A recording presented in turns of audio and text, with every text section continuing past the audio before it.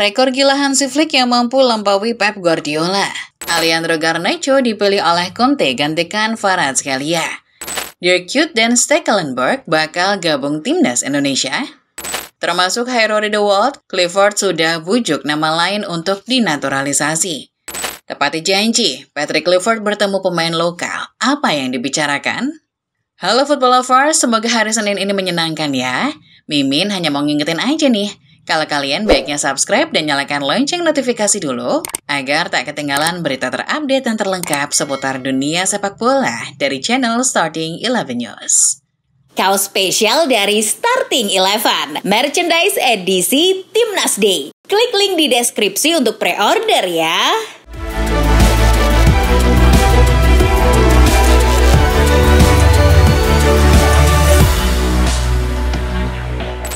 Di King Abdullah Sports City, Barcelona besutan Hansi Flick akhirnya sukses meraih trofi pertamanya musim ini. Setelah memecundangi Real Madrid di final Supercopa Espana dengan skor telak 2-5, meski bermain dengan 10 pemain sejak menit 56, Blaugrana tetap bisa mempertahankan keunggulan 5 gol yang dicetak masing-masing oleh Lamine Yamal, brace dari Rafinha, pelatih dari Robert Lewandowski, serta 1 gol dari Alejandro Balde. Lalu dari hasil lanjutan La Liga Jornada ke-19, Atletico Madrid sukses memuncaki klasemen sementara dengan poin 44 setelah mengandaskan tamunya Osasuna 1-0. Gol sematawayang Los Rojiblancos di laga ini diciptakan oleh striker mereka Julian Alvarez di menit 55. Beralih ke hasil dari Ligue 1 pekan ke-17, PSG berhasil meraih poin penuh setelah mengalahkan tamunya Saint-Etienne dengan skor 2-1. 2 gol dari PSG di laga ini semua diciptakan oleh Ousmane Dembélé, masing-masing di menit 13 dan 23. Hasil ini membuat anak asuh Luis Enrique makin kokoh di puncak klasemen dengan 43 poin. Berikutnya ada hasil dari Serie A Giornata 20, AS Roma berhasil terhindar dari kekalahan ketika bermain imbang 2-2 melawan tuan rumah Bologna. Rossoblu yang unggul duluan lewat gol Tis Dalinga di menit 61 dan Louis Ferguson di menit 65 mampu disamakan di menit 90 plus 8 oleh penalti Artem Dovbyk. Hasil seri ini membuat Giallorossi berada di peringkat 10 dengan 24 poin, sementara Bologna ada di peringkat 7 dengan 29 poin. Sementara itu di Stadio Pierluigi Penzo, klub JSS Venezia harus takluk oleh tamunya Inter Milan dengan skor 1-0. Gol satu-satunya Nerazzurri di laga ini dihasilkan oleh Matteo Darmian di menit 16.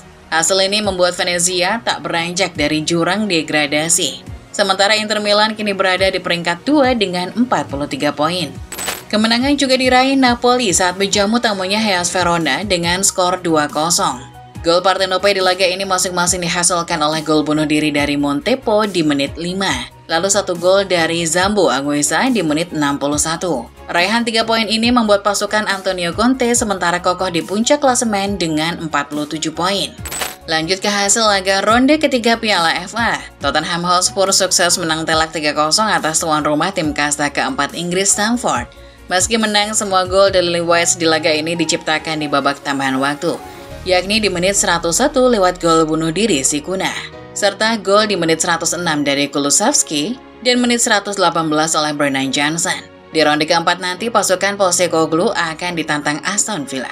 Sementara itu di Emirates Stadium, duel big match Arsenal kontra Manchester United akhirnya dimenangkan oleh tim tamu lewat drama adu penalti. Di babak normal, kedua tim bermain sama kuat 1-1 setelah Bruno Fernandes cetak gol di menit 52 dan Gabriel Magalhaes di menit 63. Meski bermain dengan 10 orang, Setan Merah mampu menahan hingga adu penalti dan berhasil menang dengan skor 3-5. Di ronde keempat, Red Devils akan menghadapi tim besutan Van Nistelrooy, Leicester.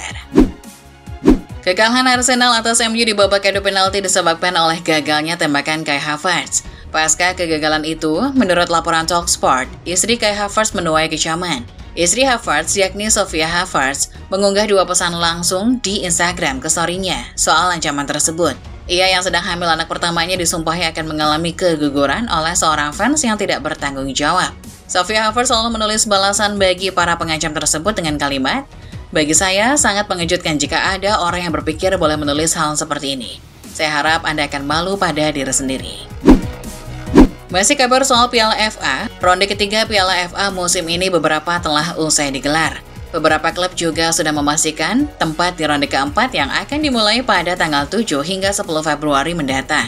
Undian ronde keempat pun sudah selesai dilakukan. Hasilnya beberapa laga antar klub Liga Inggris bakal tersaji, seperti Aston Villa versus Tottenham, Brighton versus Chelsea, maupun Leicester versus MU. Lain halnya dengan Liverpool yang hanya akan bertemu dengan mantan klub Wayne Rooney, Plymouth Argyle, begitupun Manchester City yang masih menunggu pemenang antara Derby County versus Leyton Orient yang baru digelar Selasa 14 Januari.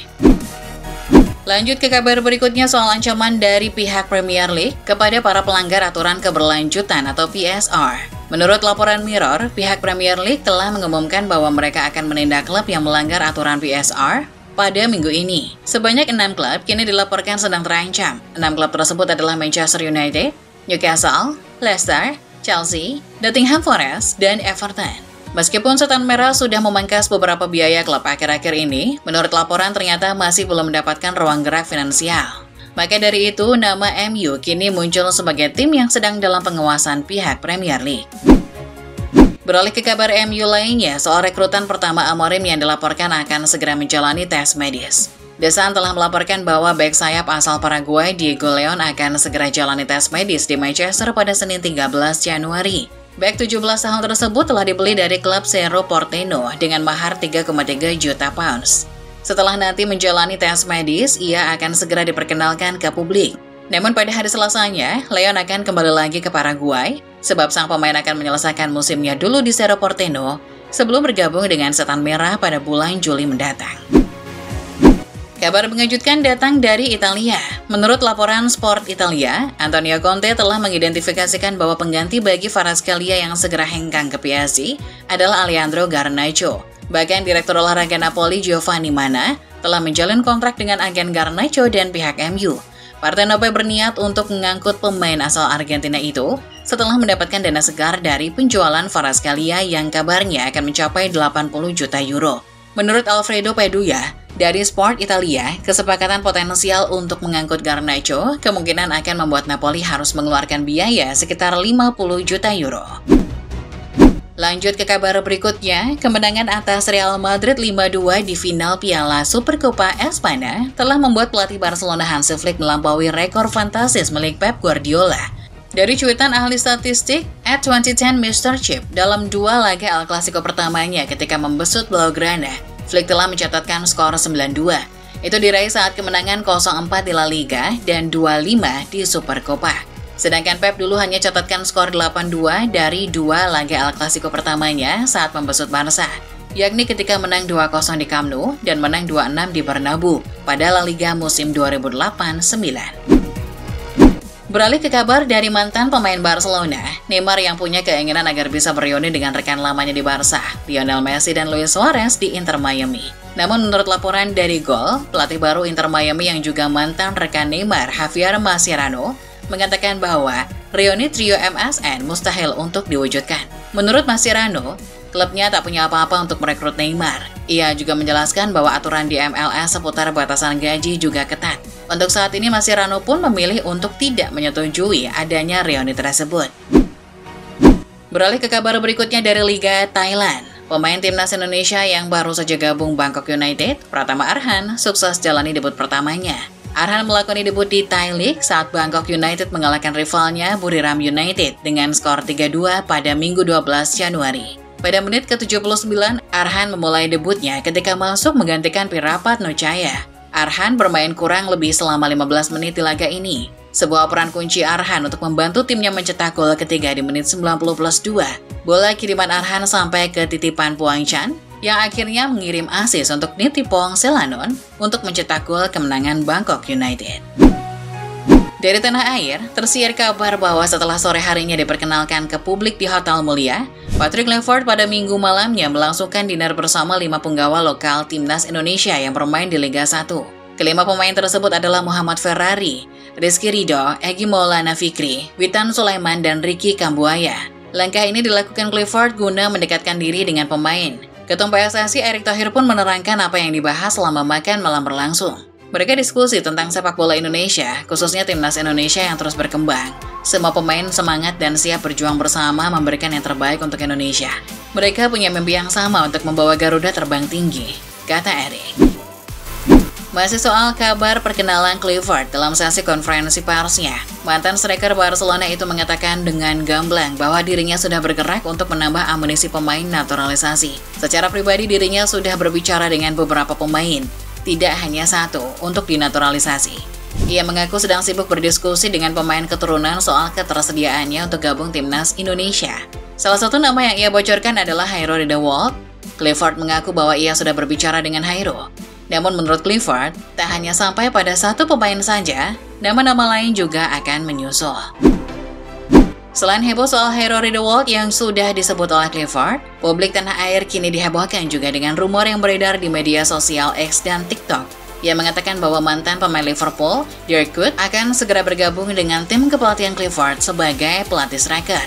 Dilansir dari OKZone, kabar tersebut diunggah langsung oleh beberapa akun, termasuk @officialkjti. Di unggahan tersebut ada juga mantan kiper Ajax, Martin Stekelenburg, yang akan jadi pelatih kiper timnas. Ada juga mantan asisten Jurgen Klopp, Pep Lijnders, diisukan akan jadi direktur teknik. Meski heboh, namun rumor tersebut belum ditanggapi sama sekali oleh pihak PSSI atau Patrick Clifford itu sendiri. Beberapa hari terakhir muncul isu kurang mengenakan tentang pemain Barcelona Dani Olmo. Dengan adanya kemungkinan bahwa dirinya akan kembali dicoret dari skuad dan terancam tidak bisa membela timnas Spanyol di tahun ini. Namun, berita itu dengan cepat diredam oleh rekan Olmo, Pedri.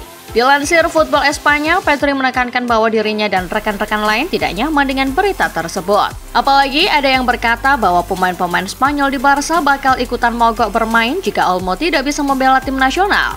Menurutnya, kasus Olmo tidak ada arah ke sana. Saya tidak akan mengatakan saya tidak akan bergabung dengan tim nasional karena Dani Olmo. Itu adalah kebohongan yang saya harap tidak ada yang percaya, tutur Pedri. Selagi tim Barcelona masih di Arab Saudi untuk agenda Piala Super Spanyol, Ansu Fati tidak menyia-nyiakan waktu berharga tersebut. Menurut Faithful Baller, Fati menyempatkan diri untuk melakukan ibadah umroh. Ya, seperti yang kita tahu bersama, Fati menganut agama Islam. Ini jadi kegiatan positif di tengah karirnya yang kian sulit di La Blaugrana. Semoga setelah Fati menunaikan ibadah umroh, karir dan rezekinya semakin membaik di Barcelona. Dari Spanyol, kita bergeser ke Liga Inggris, di mana ada Wayne Rooney yang telah menemukan peran baru usai dipecat Plymouth. Dilansir Mirror, legenda Manchester United itu kabarnya telah diminta untuk mengelola sekolah sepak bola untuk anak-anak orang kaya. Itu dimulai dengan Rooney yang diminta tampil di sebuah hotel mewah di Dubai selama liburan pertengahan Februari. Rooney diminta untuk memimpin sesi kursus kepelatihan yang bertajuk Train with Wayne. Jadi semacam seminar atau workshop gitu deh. Meski kerap gagal di dunia kepelatihan, ini jadi langkah yang bagus bagi perkembangan karir Rooney. Di laga Liverpool melawan Accrington kemarin, salah satu pemain The Reds mencatatkan rekor apik. Dilansir Sport Illustrated, Arne Slot memberikan kesempatan kepada beberapa pemain muda untuk mengambil peran di pertandingan tersebut. Namun, Rio Gumboha jadi yang paling disorot. Pemain yang berposisi sayap itu bermain selama 72 menit. Dirinya mengukir sejarah sebagai pemain termuda yang pernah tampil sebagai starter untuk tim utama Liverpool. Rekor itu ia catatkan di usia 16 tahun 135 hari. Football Italia baru saja membagikan update tentang kondisi cedera kiper Tottenham Hotspur Guglielmo Vicario. Menurut laporan, pemain internasional Italia itu telah kembali berlatih di kamp latihan Tottenham. Dirinya sangat menantikan untuk memainkan pertandingan kompetitif lagi. Meski begitu, masih perlu waktu bagi Vicario untuk kembali bermain. Setidaknya butuh beberapa minggu lagi sampai cedera pergelangan kakinya benar-benar pulih. Chelsea dikabarkan akan segera melepas beberapa pemainnya. Salah satunya adalah Carne Chukwuemeka. Sejauh ini sudah ada beberapa klub yang menghubungi Chelsea untuk memboyong sang pemain. Dilansir Tribal Football, Borussia Dortmund jadi yang terdepan untuk mendapatkan pemain yang namanya sulit untuk dibaca itu. Dortmund berminat untuk menawarkan kesepakatan pinjaman bulan ini. Diskusi berjalan baik dan di Borussen berharap kesepakatan akan tercapai dalam beberapa hari ke depan. Mampir ke Italia sebentar. Ada Zlatan Ibrahimovic yang mengomentari ketertarikan AC Milan terhadap pemain Manchester United Marcus Rashford. Mengutip dari Football Italia, Zlatan berusaha meyakinkan manajemen untuk mendatangkan Rashford. Saya sangat mengenal Rashford. Saya bermain dengannya saat ia masih muda. Sekarang ia sudah dewasa dan telah melakukan hal-hal hebat bersama Manchester United. Meski demikian, menurut Zlatan, mendatangkan Rashford bukan perkara yang mudah. Kembali ke Indonesia.